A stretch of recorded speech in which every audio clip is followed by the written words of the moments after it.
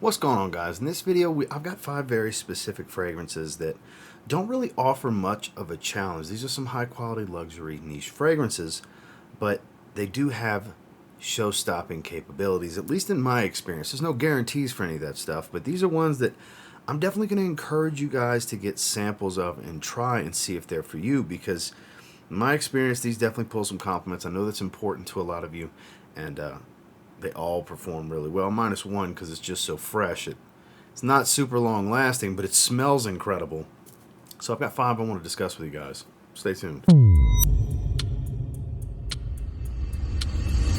Before we jump into the video, I'd like to thank today's video sponsor, our friends over at Fragrepedia Haus. All 5 of the fragrances featured here today can be found there. You can get samples, discovery sets, or full bottles if you're ready to take the dive. They offer a multitude of niche brands. Some you may have heard of, some you may not, such as the Gate Fragrances, Narcotica, as well as Lark Perfumes.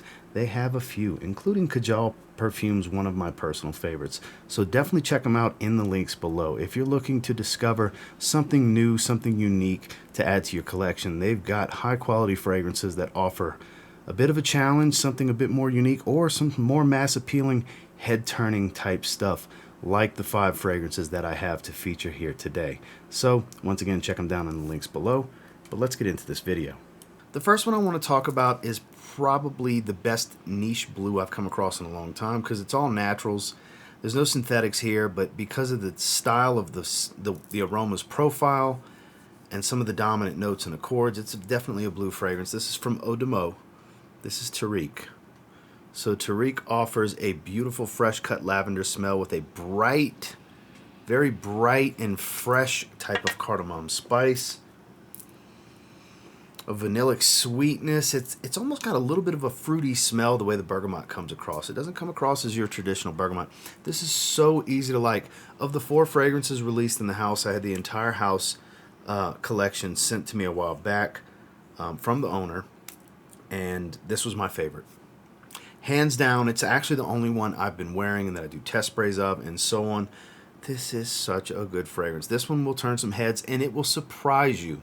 At least it surprised me on how much of an absolute beast this fragrance is. It is one of the strongest, mass-appealing blue fragrances I've ever put on my skin, and the crazy thing is, there's no synthetic ambergris, amberwood, ambroxan, lauranox, none of those modern man-made chemically synthetic notes. None of that's here. It's just the freshest of, freshly harvested lavender smell, that fresh cut lavender without having all that soapiness. Like I said, the cardamom doesn't really offer a warm and spicy smell. There's a little bit of an ambery accord here, and it doesn't really warm this fragrance up much. If anything, it adds a little bit of a slight fruity sweet tone mixing with the vanilla.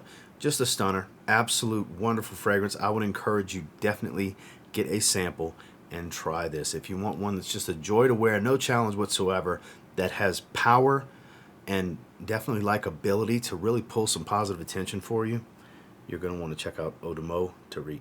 So the next one we're going to talk about really surprised me. I mean, really surprised me. It's got a little bit of relatability to Creed Silver Mountain Water, but if Creed Silver Mountain Water had more dark nuances to it, had more depth overall, it would be something like Lark Perfumes. This is Memoir. I'm still very surprised by this fragrance. In fact, I'm going to spray my hand. This is so freaking good. The black currant here with the citruses, because you'll see pineapple in the note breakdown, and it's fruity, don't get me wrong, but I don't get a distinctive pineapple smell. I do get a little bit of inky and tart fruitiness from the black currant that would relate it kind of to Silver Mountain Water, because online you'll see people comparing it to it. It doesn't have that herbal tea smell. It's not super clean and musky. Like I said, it's more darker nuances overall. There's some spices, darker florals like rose and violet kind of give this darker nuance to it. It's definitely a little musky, but there's more of an earthy and woody tone. Very, very woodsy fragrance overall at its core. The saffron really jumps out. Think of a musky, woodsy, saffron black currant combination with a nice undertone of florals. That's basically the easiest way I can describe this scent profile. Performance is well above average. This one I wouldn't call quite a beast, but I would definitely put it in that very strong above average category across the board. Longevity 8 to 10 hours easy. Projection slightly above average to average for about 2 hours, and then sillage slightly above average to average type of range. I spray this one pretty often. I've worn it a few times recently. I'm a big fan of this one. This seemed like the one that I would like the most from the house, because I really looked at all of the offerings of the house when I picked this fragrance a while back, and I think I definitely picked the right one. This one definitely speaks to me. It has that level of versatility. I don't find there to be any real challenge, but it has kind of that attractiveness and appeal that Creed Silver Mountain Water has. That, like I said, there's a little bit of tie-in to the way it smells, especially in the top, but it really separates itself overall after a few minutes. But this is a stunner. This might be my favorite fragrance of the 5 in this video, to be completely honest with you, even over the blue fragrance, believe it or not, because it's just so good. Again, another one, all 5 of these absolutely worth sampling. I wouldn't recommend blind buying any of them, but I would recommend getting a sample or a discovery set to try the house and get the experience and see if they're bottle worthy for you, because Lark Memoir, definitely bottle worthy for me. This next one blew me away the first time I wore it. I literally was going donate blood at Vitalent and got 3 compliments from 3 different women that worked at the place. From the receptionist, the lady that did my stats and took my blood pressure and everything, and the lady that took the bag of blood from me. Sorry to bring up blood. It's what happened in the experience. It's from Rose et Marius. This translates to English to a stopover in the creeks. And it's very, like, there's a lot of complexity, a lot of notes here. But the easiest way I can describe this one is it's a soft, creamy, powdery, and floral water jasmine type of smell. There's citruses, there's mint. There's a lot of stuff going on here. A lot. But it's very, very fresh. Like I said, water jasmine's the main thing I get from it. All this minty tone, but not a synthetic smell. Very natural, very unisex fragrance. It's soft and floral, and not really overtly powdery, but there's a powdery tone here. It's fresh citrus more so than any type of fruity sweetness. This really surprised me the first time I wore it. I literally just told you guys the story. I've worn it a few times since then. It's remarkable. This is very enjoyable. This is a couple's fragrance as well. This is one you can definitely enjoy with your lady, because there is a femininity to it, but there's also a confidence to it for the guys to wear. I wouldn't call this the most feminine fragrance out there, but like I said, there is a femininity to it because it's centered around florals, but also aquatics. That's the thing. There's iodine, there's actual watery notes, there's clean musk, there's a sand accord that I don't necessarily get, but see, there's a lot of notes and complexity here. There's layers to peel back. I'm sure you can get different notes on your skin than I even get on mine, because there's just so much going on here. But at the same time, it doesn't really smell like a very busy fragrance. It smells more simplistic overall in its aroma as it translates through the different stages as it dries down on your skin. This is so good. This is the first of 2 fragrances that I have from the house, and the other fragrance I have is very good as well, don't get me wrong, but this is head and shoulders better. This is a house I would recommend not just getting a sample, get a discovery set.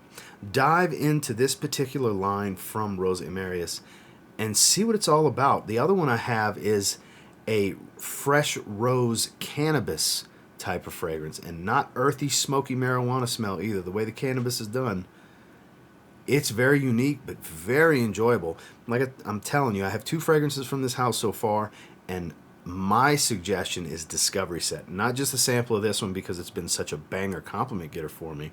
That's so spring and summer forward, with this class, elegance, and light femininity to it that, again, doesn't make it super girly when I say that. Just know that it's a soft tone. It's not an aggressive fragrance, but it still has a lot of captive power to it. It will grab people. That has been my experience with this one. Definitely try, at minimum, try this fragrance, but I would recommend trying the house. Rose et Marius, this is a stopover in the creeks. Next is probably the most interesting and definitely the darkest fragrance in this video, with the most unique bottle design. It's from a brand called M.int Parfums. It is an aluminum cylinder. It's actually magnetic. You have a webbing that goes around the bottle. Let me get it to focus, and you guys will be able to see that a bit better. If I could get any part of this to focus, I'll be able to show you guys more.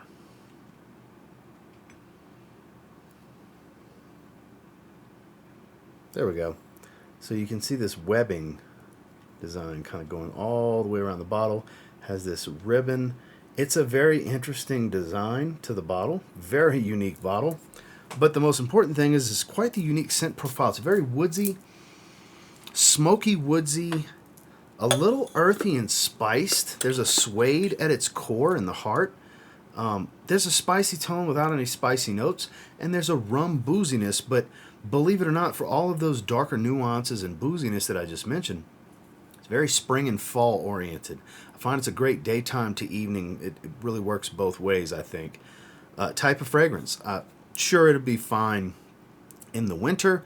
I don't think this is the best choice in the summer, though it's not such a heavy and dark wear that I don't think you can.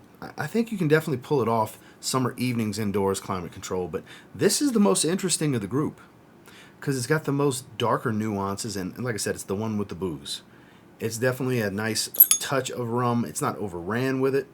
It's not too boozy, but it's quite masculine for sure. And performance is well above average. Again, another one I would not call a beast or a monster of any kind, but again, not a challenge here. It doesn't smell so unique that it's going to be an extremely niche crowd, niche situation, very targeted type of fragrance. I think any guy can pull this one off easily. Even ladies that like more smoky, boozy type of fragrances without a lot of sweetness can appreciate this one. Like I said, there's a dry, woody tone to it that's also very smoky. It's got a lot of guaiac wood and suede that come out in the base of this fragrance with a hefty dose of rum. There's some aromatics and citrus at the top, but I don't really get much of the citrus. I do get a little bit of the lavender. Doesn't make it all that soapy.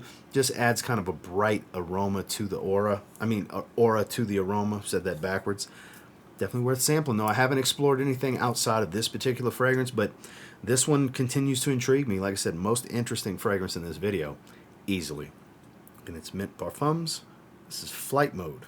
Last but certainly not least is the Breezy Summer fragrance of the group. It's actually my scent of the day. I'm wearing 9 sprays, believe it or not. I have 5 around the neck, 2 on each forearm. The name of the fragrance is also the most dominant notes that you're going to get from this. This is Label Fine Perfumes. This is called Salt and Cyclamen. It's an eau de parfum concentration, but it doesn't perform like one. It's very bright and airy. I got about 5 or 6 hours out of it before it became a faint skin scent, which when you smell this one and the level of freshness that you get from this fragrance, you'll understand that 6 hours is actually a blessing for how fresh this fragrance is. And it's really strong in the first hour. Overwhelmingly bright and airy. Salty, sure, but not overly salty, not cheap salty smell. And the cyclamen really takes hold. It's a watery floral type of smell. A little bit of an earthy floral as well. The way the cyclamen comes across, a little bit of a musky tone, and even the patchouli, I think, is what kind of adds a little bit of slight earthiness to that floral tone. The lang-a-lang and the honey that's in here, I don't really get much of that. I don't get a hefty dose of yellow floral, and I'm assuming that's the sweetness because there is some vanilla here, but it doesn't distinctively smell like a vanilla sweetness, and it also doesn't distinctively smell like a bunch of honey, but there is a light, almost creamy type of citrus. Could be a combination of the two. You would think creamy would be the vanilla, but overall at its core, this is bright, airy. My wife loved how this smelled to me. Today was my actual first wearing. It came in today. I was so excited. I couldn't wait to spray this one on, and it's phenomenal. Temper expectations on performance. Like I said, I got about 6 hours before it became a faint skin scent. First hour to hour and a half were very powerful, but for how fresh it is, that's impressive. You would think when you smell this one that it'd be gone in 2 or 3 hours. And look, for some people's skin chemistry, that might be the case. For mine, not the case. I'm very happy with it. Average longevity, really strong projection early on with kind of a moderate to mild sillage. Nothing super weak, but light whiffs here and there. That's been through my first wearing experience with this. I'm spraying it. Man, this is the most easygoing of the group. This is definitely the best for hot weather, with Odomo Tariq being kind of a close second because that's really signature scent year-round type of stuff. It's got a lot of freshness to it, where this is just so airy and bright and ozonic, though. Aquatic, without being too marine, even though there's a salty accord here, it's not overly salty. Because I know some people don't like heavily salted fragrances. This is just right. Pretty well balanced overall, where it's not too salty, not too watery, not too floral, not too sweet. And there's a little bit of earthiness, and it's not too earthy. I'm digging this one. I want to explore this house further. I think I started with a safe pick from Label Fine Perfumes, and it's definitely enjoyable. Again, that's Salt and Cyclamen. Well, thank you once again to Fragrepedia Haus for taking care of this video for us today. Again, you can find all 5 of these fragrances, all 5 of these houses, and many, many more houses, niche fragrance houses from Fragrepedia Haus. I'll have links down below if you guys want to check them out. I would highly recommend looking around, seeing what interests you, and grabbing some samples. There's options for ways to try things out so you don't have to just blind buy a fragrance, but if you're looking for some great head turners that don't offer a bunch of challenge, I would suggest trying one of the 5 I featured in this video. And until next time, do me a real quick favor, go ahead and like, comment, subscribe, because I do appreciate all the feedback, and I love hearing from you guys. Of these 5, have you tried any of these? What's been your experience with them? What do you think about them? I'm very curious. Have you had similar success when it comes to positive attention with these 5? Because that's pretty much been the case. At minimum, my wife's been a big fan, especially today with Salt and Cyclamen. She's a big, big fan of that one. And until next time, I will say, if you get your hands on any of these 5 and you give them a spray now, pretty damn confident you'll thank me later. Have a good one, guys.